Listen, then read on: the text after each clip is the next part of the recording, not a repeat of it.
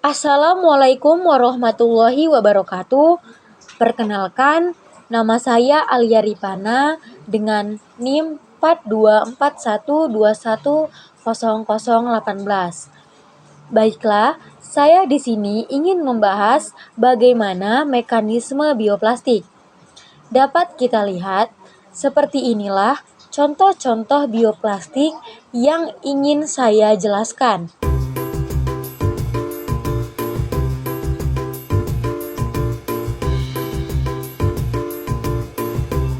Adapun pengertian dari bioplastik.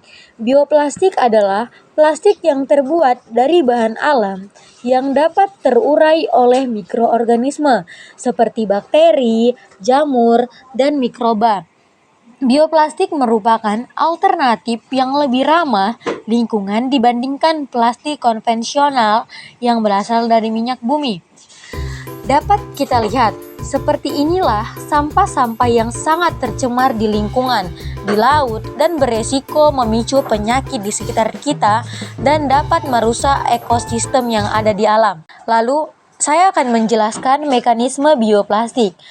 Yang pertama, bahan baku terbarukan. Yang kedua, pelarutan dan fermentasi. Yang ketiga, polimerisasi. Yang keempat, proses pembentukan. Yang kelima, proses dekomposisi. Di sini kita dapat melihat bahan-bahan baku terbarukan yang sering digunakan dalam pembuatan bioplastik. Contohnya singkong, kacang-kacangan, tebu, dan jagung. Bahan terbarukan adalah bahan alami yang mudah terurai kembali. Kenapa harus memakai jagung atau singkong? Karena jagung dan singkong mengandung glukosa yang mudah terurai oleh mikroorganisme. Nah, setelah bahan-bahan sudah diuraikan menjadi halus, masuk ke pelarutan.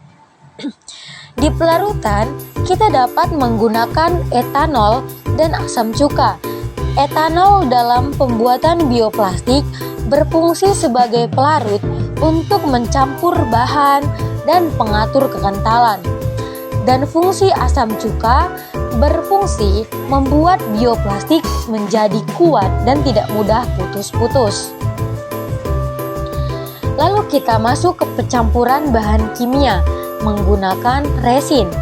Fungsi resin memperkuat pembuatan plastik menjadi perekat dan pengawetan yang terbuat dari bahan alami terbarukan seperti yang saya contohkan tadi. Dapat kita lihat sampai tercampur merata dan teksturnya akan mengental. Seperti inilah contoh-contoh gambaran pembuatan bioplastik.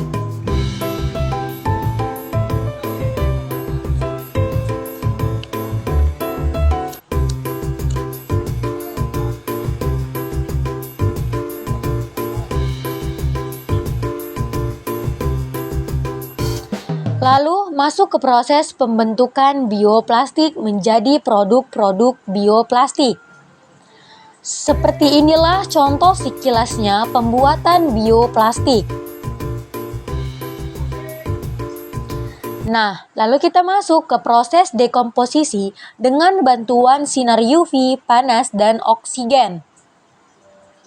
Dapat kita lihat contoh di bawah dari hari ke pertama, ke-28, ke-38, ke-58, dan hari ke-30, makin lama sampah akan makin terurai.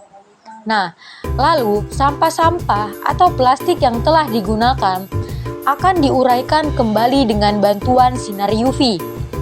Sinar UV akan merusak ikatan dalam bioplastik, menghasilkan radikal bebas yang memecah polimer menjadi fragmen kecil. Fragmen ini kemudian bisa diurai oleh mikroorganisme.